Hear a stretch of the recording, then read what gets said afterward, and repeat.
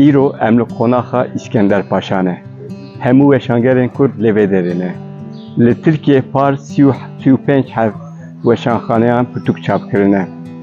Di nav wan de dor 20 tiştekî weşanxane hene her sal pirtûkan çap dikin.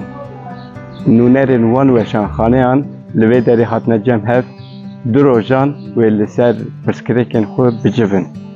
Ew ê li ser çi biaxivin? Li ser pirsgirêkên belavkirinê, li ser pirsgirêkên çapkirinê, li ser pirsgirêkên aboriyê, pirsgirêkên wergerê, pirsgirêkên edîtorî.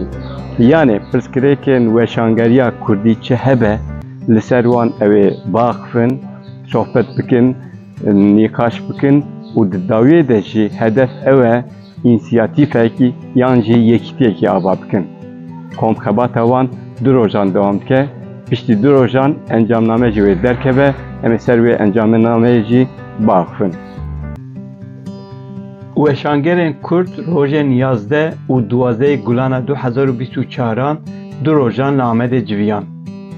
Azad Zal, Remziye Alparslan û Bahoz Baran ji bo dîwanê hatin hilbijartin û civînê dest pê kir. Di komxebata weşangerên Kurd de roja yekemîn nûnerên 22 weşanxaneyan amade bûn.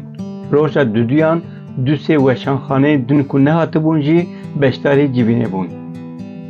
Di komxebatê de pirsgirêkên rêxistinbûna weşangeran, pirsgirêkên darayî, pirsgirêkên redaktorî û edîtorî, pirsgirêkên ziman ê nivîskî yê hevgirtî, rewşa têkiliya li gel şaredarên Kurdan, saziyên sivîl û têkiliyên li gel saziyên din bi berfirehî hatin nîqaşkirin. Di encamê de encamnameyekê hat amadekirin. Ji encamnameyê yek ji xala girîn ku di civînê de biryar hatibû girtin, çalakkirina însiyatîfa weşangerên Kurd bû. Ev însiyatîfa ku berê hebû lê belav bû, carekî din hat çalakkirin û hat xurtkirin.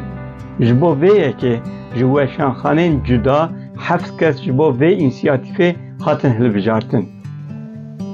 Ji niha û pê de hemû xebatên weşangerên Kurd ev heft kes wê birê ve bibin. Ev heft kes dê bi saziyan re birin bistînin, ji bo amadekirina fuarên pirtûkan û xebatên bi vî rengî kar û barê bimeşînin. Dîsa biryar hat girtin ku du meh paşê careke din civîneke wisa berfireh pê li darxistin. Yek ji xalên ku derket pêşî, atölyeyên ji bo edîtoriya weşangerî, redaktorî û her wekî din bê amadekirin.